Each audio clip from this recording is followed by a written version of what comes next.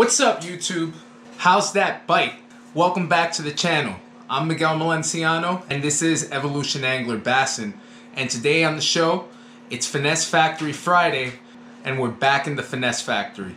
As you can see, there are some renovations being made, so it's been slowing down a little bit of the video progress, but I did want to hit you with a video today, so here we are. Today on the channel, I got a combination of things for you. We're going to be opening up some stuff that came in the mail, so I have a little mini what's in the box for you. Then I'm going to give you a little bit of a tour of my setup for lure making, and I thought I was all set up to go ahead and start making some lures today, which we'll circle back to that. But first mistake I made, the wrong temp gun. So this is a body temp gun that only marks high, low, and an accurate temperature in between, but I don't believe it goes below a certain number or above a certain number. And in testing it out, all I was getting was high as a reading. So needless to say, I will be getting a different temp gun in the mail soon, or might run out to Home Depot, who knows. But I'm a little anxious to get my muscles stretched out in terms of making lures.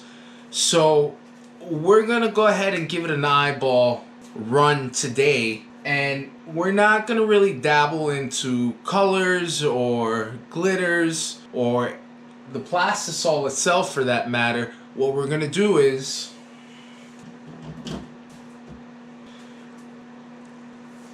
we're going to use a whole bunch of old baits that I have saved up. Some are salted, some are not salted. But either way, we're going to see what we get. Again, with a little bit of an eyeball run. Apart from the temp gun situation, I do believe I have everything all set up, ready to go. So let's just jump right into the episode. So first, what's in the box?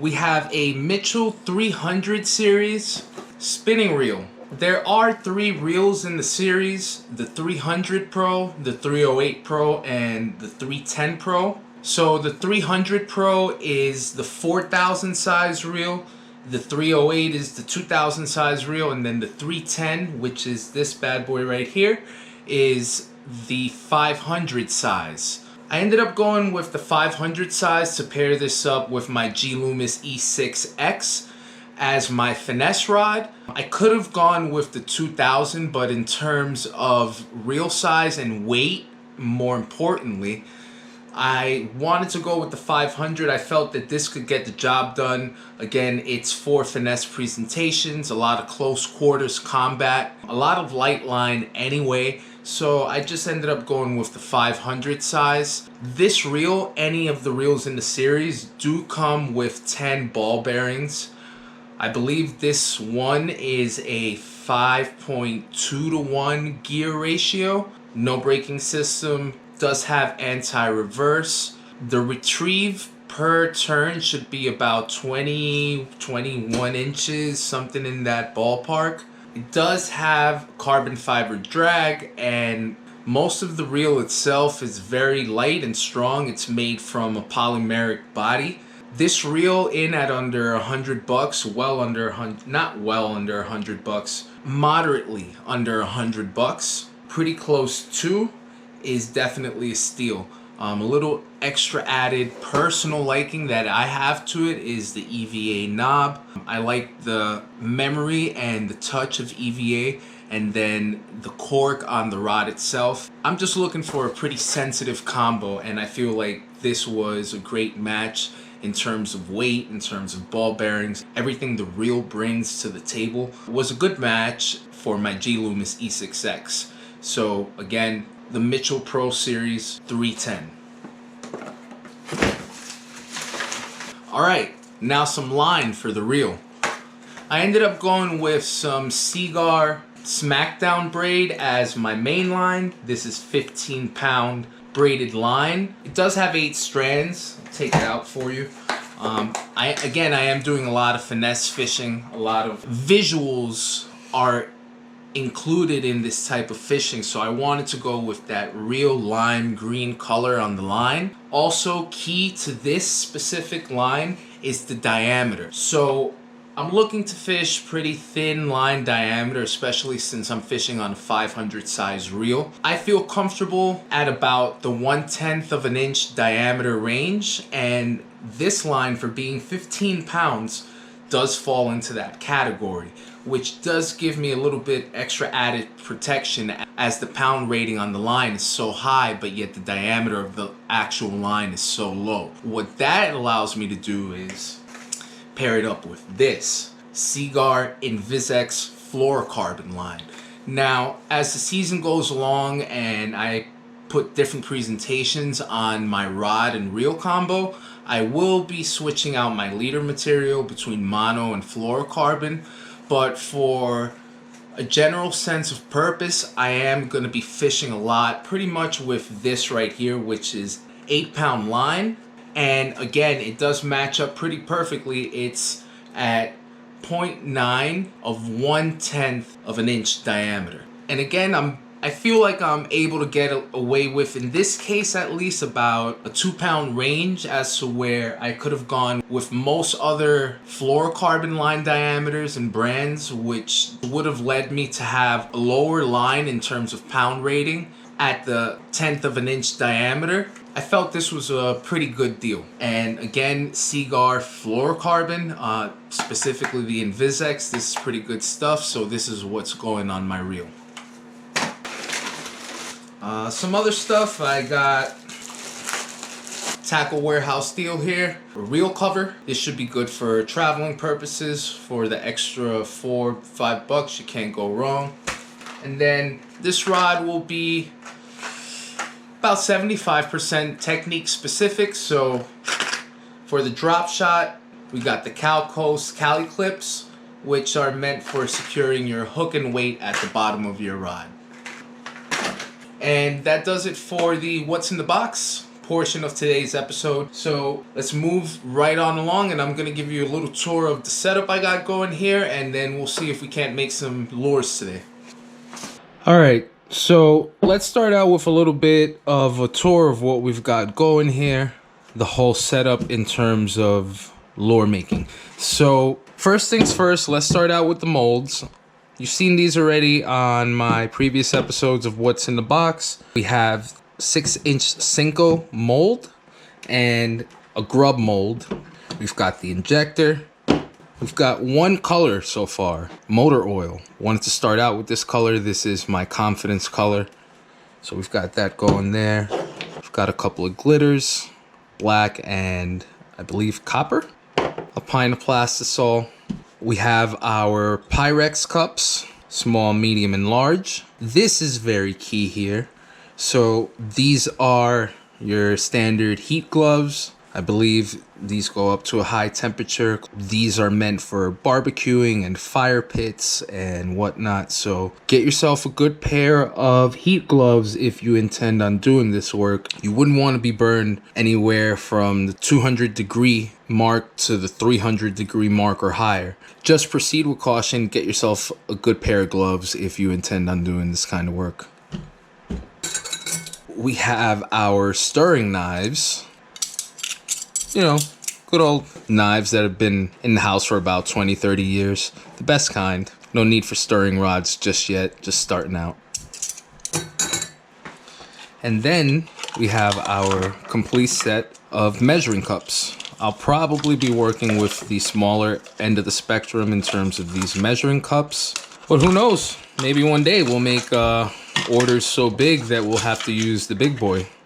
The whole impetus behind this is to learn, to expand, to evolve as an angler. So I'm very excited about lure making.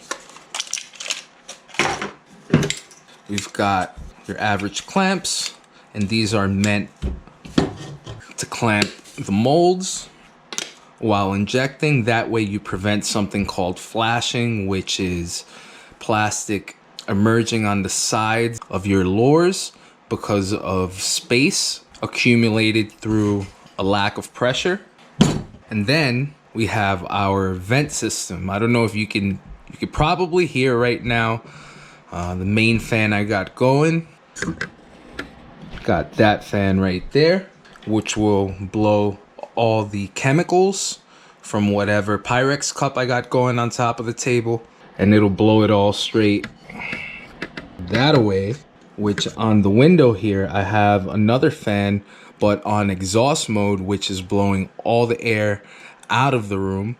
Plus, I have a ceiling fan on at the same time. That's my microwave setup, so everything is in rather close proximity. And yeah, I guess at this point, let's test her out. Also, I am erring on the side of precaution, and I am gonna wear a mask just to be extra safe. Again, you know, we're dealing with chemicals here, so let's be safe. So I did a little trial run off camera to see what a handful of this would get me. I did that in the small Pyrex cup. What I ended up getting was green pumpkin, really, with a whole bunch of glitter. So for the first run, what a more classic way to go than green pumpkin with a little shine to it, and we're gonna do it in the 6-inch Cinco. What I'm gonna do is just toss this right back into the Pyrex cup, and then take a whole bunch more and just toss it back in. Take this ring off.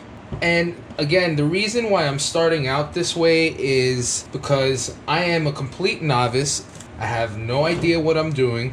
I just want to start to gather and acquire muscle memory.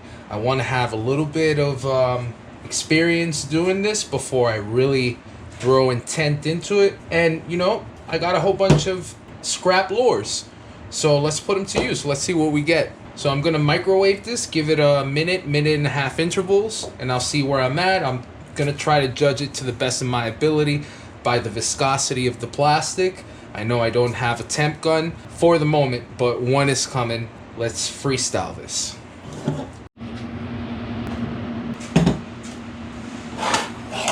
Alright, so we're gonna check this out and see what we got. As you can see, it's fuming. It looks to be pretty warm, pretty hot.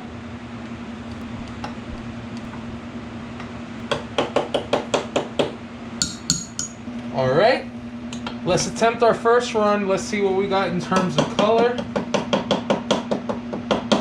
Again, that viscosity and that color looks just about right, so just dunk the injector in, fill it all the way up, and away we go. Just nice firm pressure.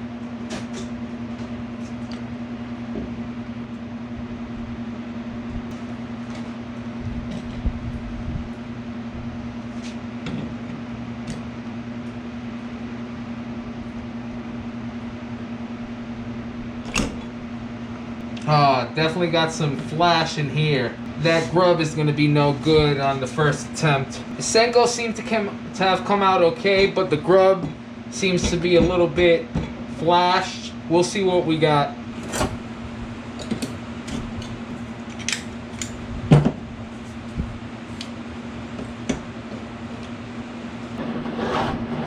Alright, so we're going to do a second run now, or a second attempt rather, with the 3-inch grub. As you can see, I've learned from my initial mistakes, so I'm clamped up 3 ways here. So let's just dunk this in and see what we get. Alright.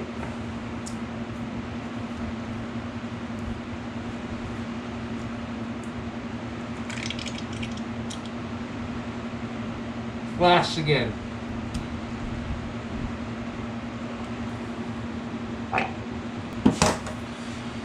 You can see I got some flashing on the top here. I'm just going to open it up, see what we got as soon as it cools off. I still have a lot to learn, obviously. But hopefully we'll get at least 1 or 2 lures out of that run. We'll see where the mistakes lie. Alright, so I know the Cinco should be all set and ready for viewing. So let's pry her open and see what we got for our first run ever at our soft plastic lures. Alright. Wow. Not bad. See if I can give you a good view here. Here we go. Not bad. We got a little denting on this one. You see the denting there. But overall, for the first run, really not bad. With miscellaneous plastics, salt, no salt.